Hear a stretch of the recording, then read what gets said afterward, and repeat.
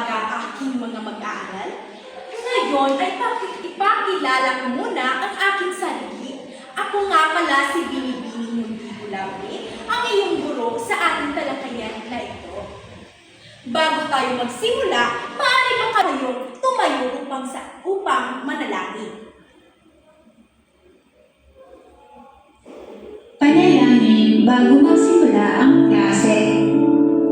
Aming Diyos na mabuti at mapagmahal, maraming salamat po sa araw na ito. Salamat po sa buhay at kalakasang taglay namin ngayon. Salamat din po sa pagkakataong kami makapag-aral.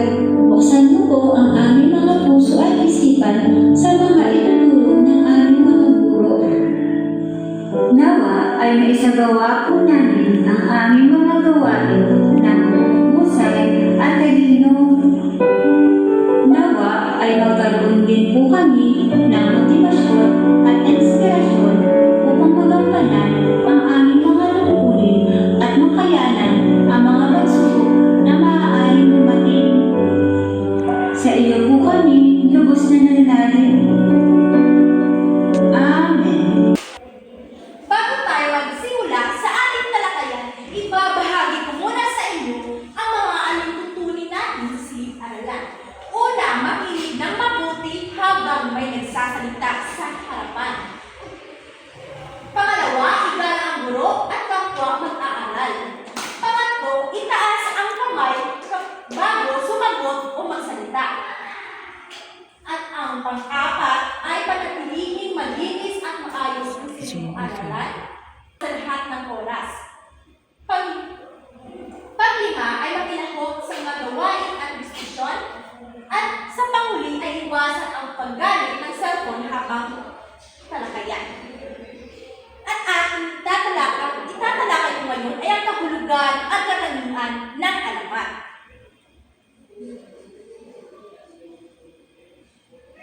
Ang layunin nito ay may paliwanag ang kahulugahan ng alamat, matukoy ang katangian ng alamat, makapagbigay ng halimbawa ng alamat, maunawaan ang kahalagahan ng alamat sa kulturang Pilipino at makapagbahagi ng aral na natutunan mula sa isang alamat. Panimula, ang alamat ay bahagi ng panitikang bayan. Dahil ito, ang alamat ay isang panitikang bayan sa Pilipinas kung saan ito ay mga minamana natin ng ating mga ninuno. Ito ay nagpapaliwanag ng pinagmulan ng isang bagay, lugar, hayop o pangyayari. Karaniwang ito ay may aral at gumagamit ng malikhaing imahinasyon dahil ang isang alamat ay gawa lamang sa kathang isip o di kaya isang imahinasyon. Kahulugan ng alamat. Ang alamat ay isang uri ng kathang isip na kwento. Layunin nitong ipaliwanag ang pinagmulan ng mga bagay-bagay. Nagpapakita ito ng kultura, paniniwala at pagpapahalaga ng mga tao. So alam naman natin na ang alamat ay isang kathang isip lamang. At ito ay galing sa mga lugar, halaman, hayop o mga bagay-bagay. At ito pa, ang mga alamat ay minamana natin ito. Kagaya na sinasabi ko, minamana natin ito sa ating mga sinaunang mga ninuno. At ang halimbawa ng alamat ay ang alamat ng pinya at alamat ng Bulkang Mayon. Kung saan ay meron tayong mga napulot na mga aral. Hindi lang ito basta kwento o di kaya alamat, kundi meron din tayong mga aral o mensahe na ating natututunan. Ang sunod naman ito, ang binahagi ko kanina, halimbawa ng alamat, kung saan alamat ng pinya. So babasahin natin kung ano nga ba ang meron sa alamat ng pinya. Si Pinang ay batang tamad at pasaway. Pinarusahan siya ng kanyang ina. Nagkaroon ng maraming mata ang pinya upang maging mapagmasid. Dahil si Pinyang bata ay tamad talaga siyang bata. Kapag inuutusan siya ng kanyang nanay, parati na sinasabi, "Nay, hindi ko po nakita." Kaya noong pinaparusahan siya ng kanyang ina, nagkaroon siya ng mga maraming mata. So ang aral nito ay maging masipag at masunod sa magulang. So dapat tayong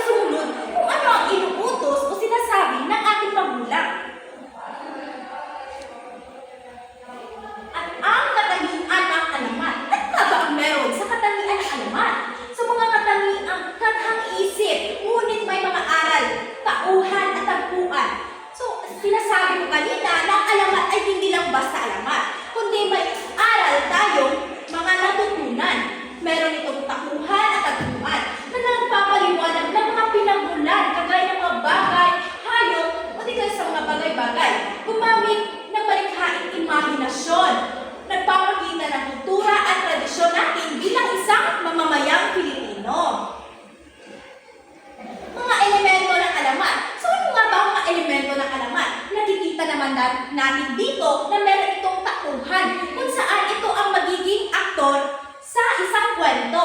Tagpuan na kahalaga talaga ito sa kwento. Kung saan nga ba ang tagpuan, kung saan ang mga pangyayari na naganap sa isang kwento. Banghay ang pagkakasunod ng isang alamat. O di kaya, ano nga ba ang pagkakasunod ng kwento sa loob ng alamat?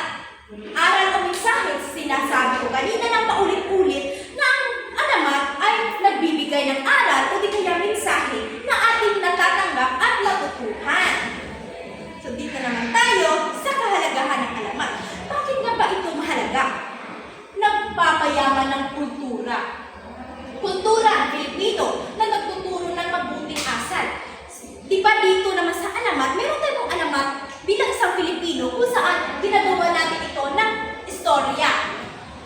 Na kung saan ay dito natin itinuturo kung ano nga ba mabubuting asal na ginagawa natin bilang isang Pilipino. Nagpapalawak ng imahinasyon. Tinatawag ito nagpapalawak ng imahinasyon dahil ang isang alamat ay binubuo ito ng galing sa kathang isip o imahinasyon. Nagpapasa ng tradisyon sa bagong henerasyon. So di ba alamat ay hindi ito nawawala, kundi napapasa ito sa iba't ibang henerasyon.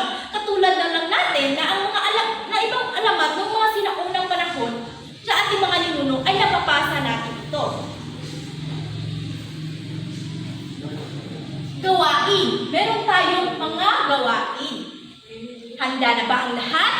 Kung handa na, halina ang ating simulan. Tanong, sagutin.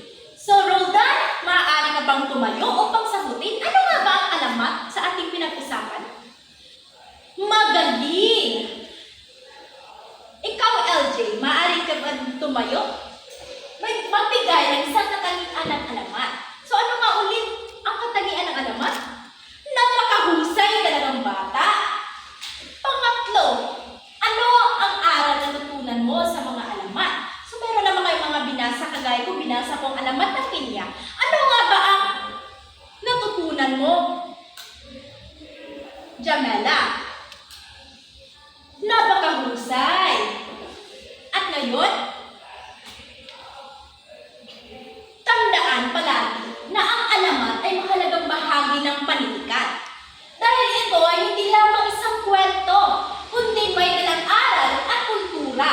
Patuloy ito nagbibigay inspirasyon at kaalaman sa ating bilang isang Pilipino. Sa mga mag-aaral, tandaan nyo talaga na ang alamat ay hindi lang ito isang panitikan, kundi ito ay nagbibigay sa atin ng aral na ating matututunan.